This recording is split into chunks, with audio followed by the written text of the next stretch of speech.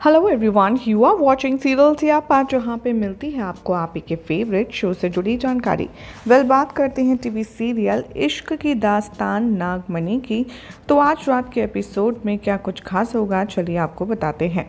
लेकिन उसे जानने से पहले मेक श्योर आपने हमारे चैनल को सब्सक्राइब कर दिया हो और वीडियो को लाइक शेयर करना बिल्कुल भी ना भूलें। अपकमिंग ट्रैक में दिखाया जाएगा कि जो शिवाय की माँ है वो काफ़ी ज़्यादा अपसेट होती है और वो कुछ काला जादू कर रही होती है, जिस पर नाम लिखा होता है शिवाय के चाचा चाची का और साथ में उन सभी नेगेटिव लोगों का जिन पर उसको शक होता है। अपकमिंग ट्रैक में ये भी दिखाया जाएगा कि कैसे यहाँ पर पार्वती सबको ये समझाने की कोशिश करती है कि ऐसे उल्टा सीधा जादू करके, लड़ाई झगड़ा करके कभी कोई किसी का भला नहीं कर सकता है। बुराई को बुराई से नहीं बल्कि बुराई को अच्छाई से जीता जाता है। ये सारी बातें सुनने के बावजूद भी जो नंदिनी है वो काला जादू कंटिन्यू रखती है और वो सोचती है कि बस कैसे ही ना कैसे करके उसका बेटा लौट आए। वहाँ दिखाया जाएगा कि एक एक करके सभी के हाथ पैरों में दर्द होने लगता है और सभी तड़पने लगते हैं और सबको लगता है कि न जाने उनके साथ ये सब काला जादू और ये सब परेशानी कौन कर रहा है। इधर जो दामिनी है वो बैठी होती है और उसको अचानक से याद आता है कि उसने जो पार्वती के साथ किया है उसका उसे दोबारा से वही रिजल्ट चाहिए जो उसने पिछले जन्म में किया था। इसीलिए अपकमिंग ट्रैक में आप देखेंगे कि वो रंभा के सामने आएगी नज़र और कहेगी कि मुझे तो अब एक बात नहीं समझ आती है कि आखिर पार्वती खुद को समझ क्या रही है। क्या उसे वाकई में लगता है कि वो मेरे जादू को काट कर पाएगी।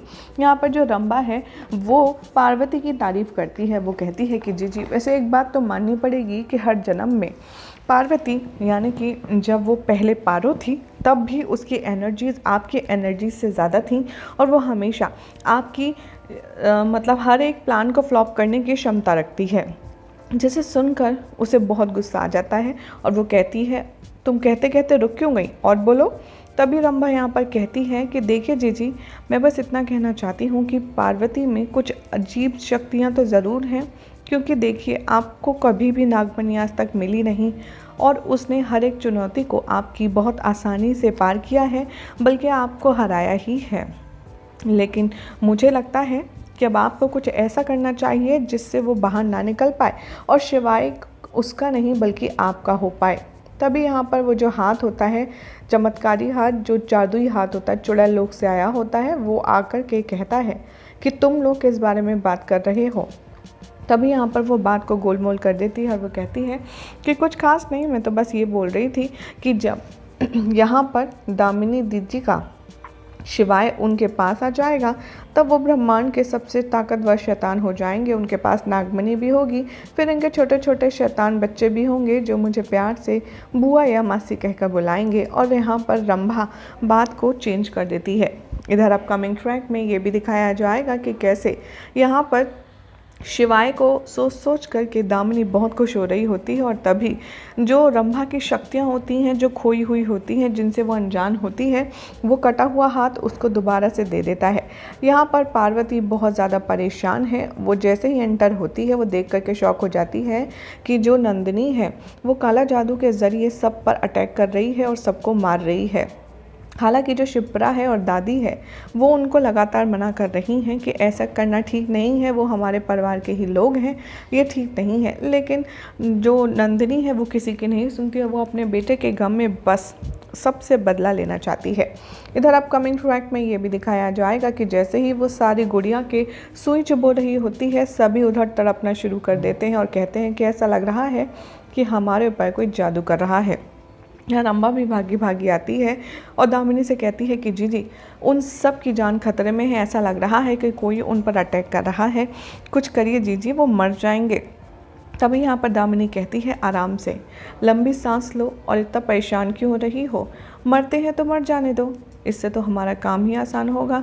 तभी रंभा को समझ नहीं आता कि आखिर दामिनी कहना क्या चाहती है। दामिनी बताती है कि देखो हमारा काम यही था ना कि घर में अशांति फैलाएं, अगर वो लोग इन लोगों को मारेंगे तो ऑब्वियसली घर में अशांति फैलेगी और हमारा काम आसान होगा। ये दोनों हंसने लगते हैं, चुड़ैल हंसी।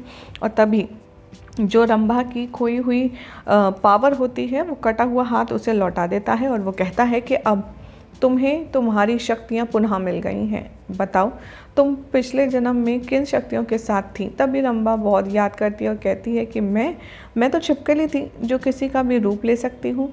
और तभी वो पार्वती का रूप ले लेती है और बहुत खुश होती है। इधर दिखाया जाएगा कि वो जादुई हाथ जो है वो एक रास्ता खोलता है जो सीधा नर्कलोक की तरफ जाता है या स्वर्गलोक। और वहाँ पर यमराज और शिवाय बैठे होते हैं। वहाँ पर शिवाय पूछता है यमराज से कि मैं धरती पर कब जाऊँगा। तभी यमराज कहते हैं पता नहीं, जब पार्वती उन अष्ट कलश को पूरा कर लेगी तब तुम्हारे नीचे जाने का समय आएगा। इधर दिखाया जाएगा कि पार्वती आती है और वो सारी जो नेगेटिव पूजा कर रही होती है नंदिनी उसको रोकती है और कहती है कि अगर आप ऐसा करेंगी तो आपके बच्चे आपसे क्या सीखेंगे और शिवाय को जब पता चलेगा तो वो क्या बोलेगा। ये सोच कर के नंदिनी है शिवाय की माँ, वो अपना काला जादू टोना रोक देती है और वो बहुत ज़्यादा रोने लगती है। इधर शिप्रा भी कहती है कि माँ भले ही वो लोग कैसे ही सही, लेकिन वो लोग हमारी फैमिली हैं, हम उनके साथ ऐसा नहीं कर सकते। और तभी वो कहेगी कि मैं तेजस भैया से मिलकर आती हूँ। लेकिन जो नंदिनी है वो उसे जाने से मना कर देती है और कहती है कि हम शिवाय को तो खो चुके हैं, तुम्हें नहीं खो सकते शिप्रा, और मुझे तुम्हें वहाँ भेजना सेफ नहीं लगता। तभी शिप्रा कहती है कि वो मुझे बिल्कुल शिवाय भैया जैसा ही प्यार करते हैं। तभी नंदिनी गुस्से में आती है और कहती है शिवाय जैसा तुम्हें कोई प्यार नहीं कर सकता। अपने सगे भाई का प्यार करना अलग होता है और किसी और का सगे भाई जैसा बिहेव करना अलग।